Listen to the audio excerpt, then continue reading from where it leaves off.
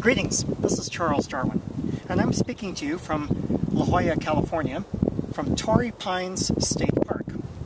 This, of course, refers to the pine trees that you see across the landscape. This is one of the rarest species of trees in the world. It's found only in this immediate vicinity.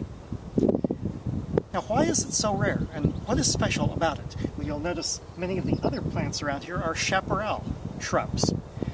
And one of the characteristics of the chaparral, perhaps the most important characteristic, is that it has a fire cycle.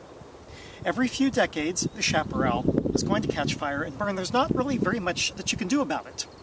People who build their homes in the chaparral area have to take that into consideration as one of the costs of living here.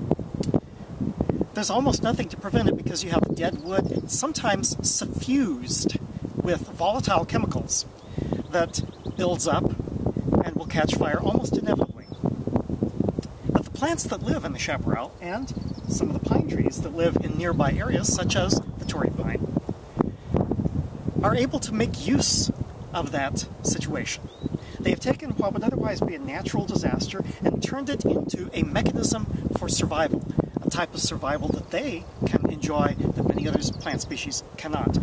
And that is that the cones on these pine trees remain closed after the seeds become mature.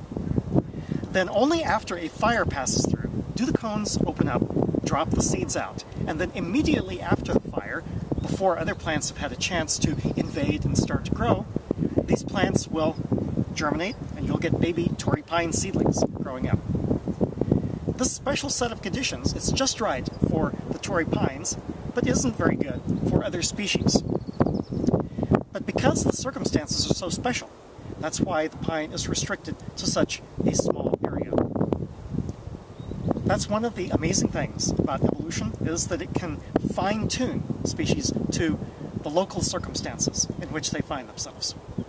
And if those local circumstances are changed, or that particular environment is lost through, for instance, development, then that species, rare to begin with, could become extinct. This is Charles Darwin. Tally-ho, and amen.